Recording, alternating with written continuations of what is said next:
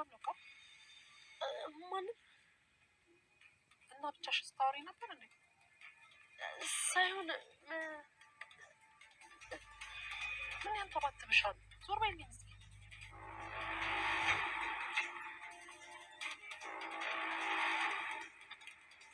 ትንሽ ወዴትም አልሄድም።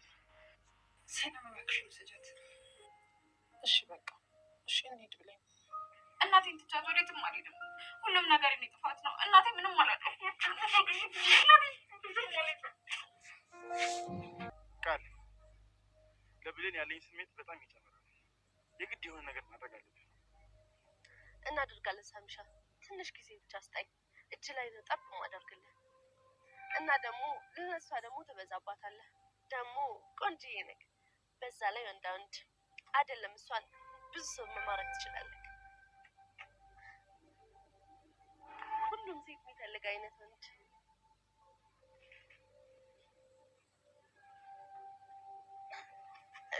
ዳጊ እንዴት አደርሽ? ቃል ሰላም አደርሰን።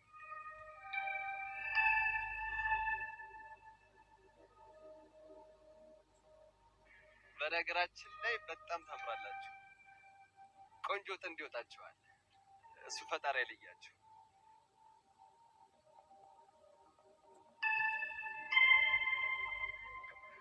በቃ ከዚህ በኋላ መቼም ዞር እንኳን አያየኝም። ጃይቻለሁ። ምን ነው ቃል? የባህሉን ስም ስትሰሚ ሀሳብሽን ቀየርሽ? ተጣልታችኋል እንዴ? ምንድን ነው የምትይው? ማም አጎቴ እኮ ነው። ደግሞ በምን ምክንያት እንጣላለን? ቀጠሮ ስላለኝ እንጂ እሱን መጠየቅ ሳልፈልግ ቀርቼ አይደለም። አይ የጠበቅሽ ነገርም አለ። እስካሁን እኮ አልጠየቅሽውም። እሱ ከታሰረ ጀምሮ የሰላም እንቅልፍ እንኳን ተኝቼ አላውቅም። በቃ እንዳልሽ።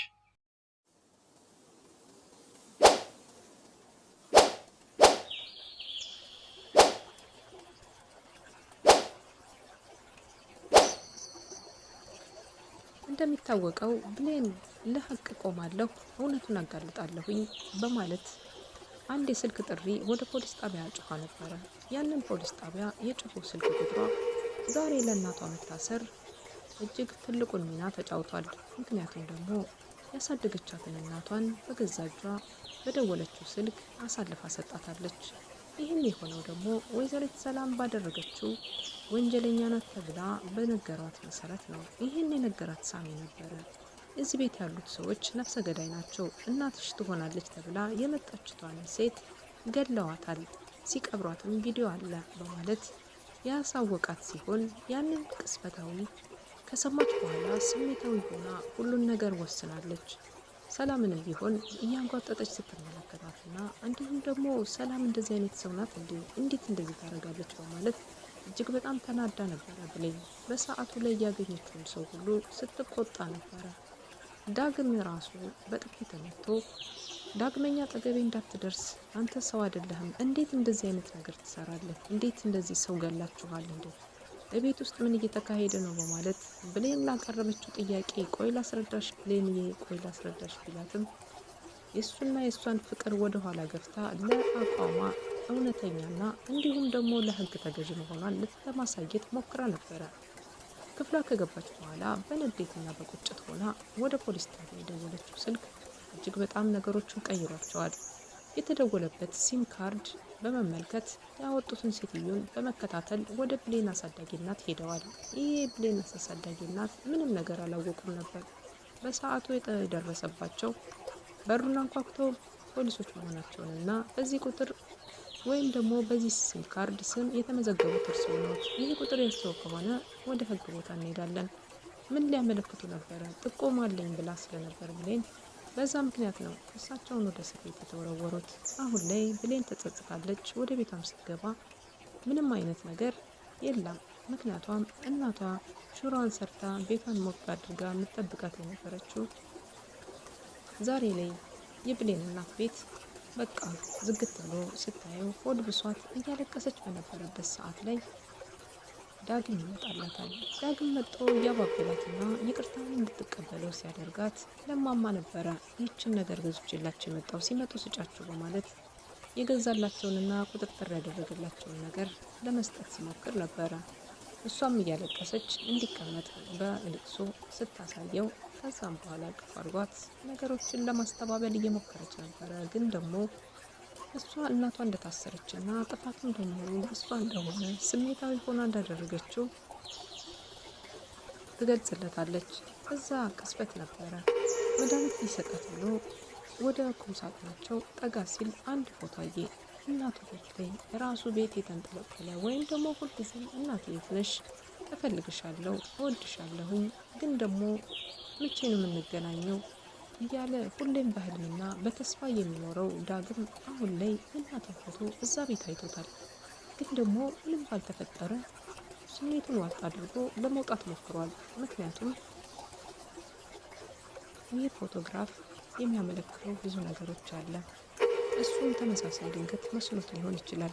ግን አይቶታል። እጁ ተንቀጥቅጧል፣ ሰውነቱ ዝሏል። ግን ደግሞ ተመልሶ ወደዛው ቦታ በመተው ለብሌን ውሃ ሰጥቷታል።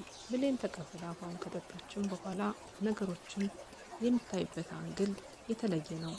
አሁን ላይ የብሌን እናት ወይም ደግሞ የብሌን አሳዳጊ ወይም ደግሞ የዳግም እናት እንደሆነች የማያውቃት እናቱ ዛሬ ላይ አጎታለኝና እሱ ጠበቃ ይሆናቸዋል፣ እሱ ያስፈታቸዋል በማለት ለብሌን ትንሽም ቢሆን ተስፋ ሰጥቷቸዋል።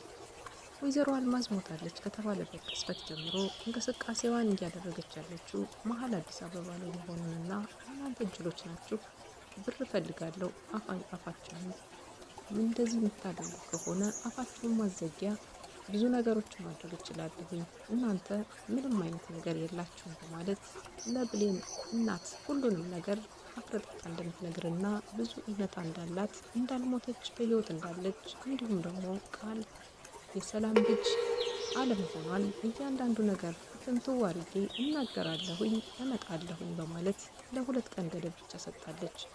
ይህንንም ገንዘብ ሰላምን እንጠይቃታለን፣ ሰላምን ቢያትልም ሰላምን ታመጣለች ከሄድም ብላ በማለት ነገሮችን ወደ ሰላም ያዞሩ ከሰላም መመንዘር ጀምረዋል።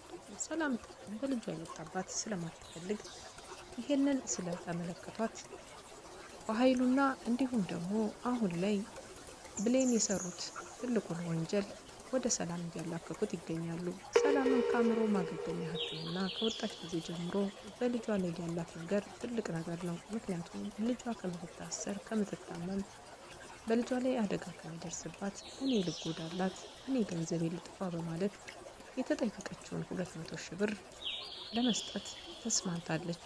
በነገራችን ላይ አልማዝ የጠየቀችው 200 ሺህ ቢሆንም አሁን ላይ ግን ሳሚ የጠየቃት 300 ሺህ ብር ነበረ። ሁለታቸውም አሁን ያልተግባቡበት ሌላ ነገር ተከስቷል። አንደኛ አሁን ላይ ቃል የሰማችው 300 ሺህ ብር እንዳወጣችና ለአንድ ሰው ልትሰጥ እንደሆነ ልጇንና እሷን እንደሚያጋልጣት ሰው ገላቸዋል ተብለን እንጋለጥ ነው። በተለይ ደግሞ አንቺን ሊያሳስርብን ይችላል በማለት አንቺ ከምትታሰሪማ እኔ ሁሉን ነገር ልጣ በማለት ተበድሬ ቢሆን አመጣለሁ ብላ ወዲያው በቅስበት ሄዳ በሻንጣ ብሩን ጠቅጥቃ ይዛ ስትመጣ ነበረ። ሰላም በየዋህነቷ ምክንያት ብዙ ጉዳቶችን ካጠገቧ ባለ ሰው ምንም በማታውቀው ሰው እየተገፋች ትገኛለች። ግን ደግሞ ትንሽ እንኳን ርህራሄና አዘኔታ የሌለባት ሰላም እንደዛ ስትሰቃይ እንደዛ ስትሆን ሰላምን አይቶ ብቻ የሚራራ ልብ የላትም። ቃል በጣም ጠንካራና ልቧ በጣም ከድንጋይ የባሰ ድንጋይ የሆነች ልጅ ናት። ምክንያቱም ደግሞ ሰላም እንደዛ የሆነች እየተጨነቀች ልጅ ያንቺን ክፉ አይንካብኝ እያለች ሲቃዋን ስታሰማ ትንሽዬ እንኳን የፍርሃትና የሀዘኔታና የርህራሄ ስሜት አይታይባትም ነበረ።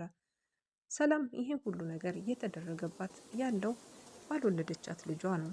ግን ደግሞ ልጄን አትታ አምና ተቀብላለች። ይህ ሁሉ ያደረገው ሴራ የአቶ በኃይሉ ሴራ ቢሆንም አቶ በኃይሉ ዘብጥያ ከወረዱ ሰንበትበት ብለዋል። አሁን ላይ ወይዘሪት አልማዝ ናት ቤቱን እየቃወጠች ያለችው። በዚህ መካከል ላይ አቶ በኃይሉ ባይኖሩም አሁን እያንዳንዱ ነገር ምሬቷ ያለው በቃል እጅ ሆኗል። ቃል ማስፈራሪያዋን ይዛለች። ሳሚንም ጊዜ እየጠበቀችለት ትገኛለች። ወደ ዘብጥያ አወርድሃለሁ፣ አንተም እዛ ቦታ ትገኛለህ በማለት ነገሮችን እያመቻቸችለት ትገኛለች።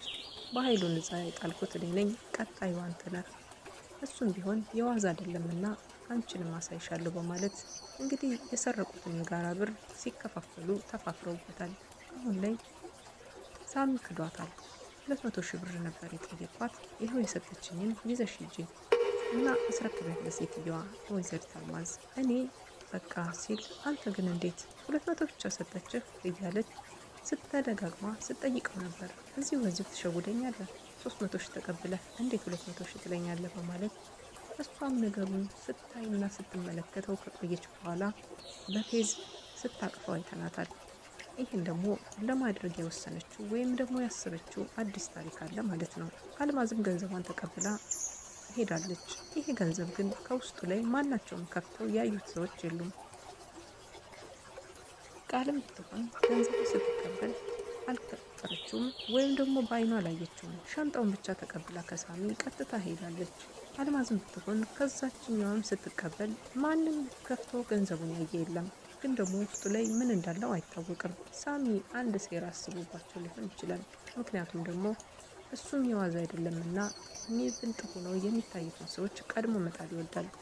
አሁን ላይ ግን አንድ ሌላ ችግር ተፈጥሮባታል። በዚህ መካከል ላይ እንግዲህ የቃል የረጅም ጊዜ ጓደኛ የሰፈሯ ልጅ የሆነችው ስለ ቃል ማንነት ሁሉንም ነገር የምታውቅ አንዲት ሴት ወደ ቤታቸው ከሰላም ጋራ ከገበያ መልስ አግኝታት እቃ ተሸክማ ወደ ቤት ስትመጣ ነበረ። ቃል ባለችበት ድርቅ ብላለች። ምክንያቱም ከዚህ ቀደም እዚህ ቤት ድርሽ እንዳትይ ከዛ ቀፋፊ ህይወትና ኑሮ ወጥቼ እዚህ በሰላምና ተረጋግቼ በሚያምር ህይወት ውስጥ እየኖርኩ ያለ እንዳትበጠብጭኝ፣ ወደዛ ህይወት መመለስ አልፈልግም፣ በዚሁ በስርቆት ህይወቴ እዚሁ ቤት ተደብቄ በኖር ይሻለኛል በማለት ያችን ልጅ እንደማይሆን ነገር አድርጋ ጓደኛዋን አባራት ነበረ። ጊዜ ጠብቄ እመጣልሻለሁ፣ ስመጣ ደግሞ ጉድሽን ላፍረጠርጥ መጣ በማለት ጥላት ሄዳ ነበር። ዛሬ ላይ ከሰላም ጋር እጅና ጓንት ሆነው ከዛ እቃ ገዝተው ወደ ቤት ሲገቡ ቃል በቆመችበት ድርቅ ብላ ነበር የቀረችው። ምን ይፈጠር ይሆን? ቃልስ ከዚህ በኋላ ምንድን ነው እጣ ፈንታዋ? የሳሚስ እንዲሁም ደግሞ የብሌን እናት መታሰሯ መልካም አጋጣሚ ሊሆን ይችላል። ምክንያቱም ደግሞ ከልጇ ጋር የምትገናኝበትን ሰፊ እድል ይሰጣል።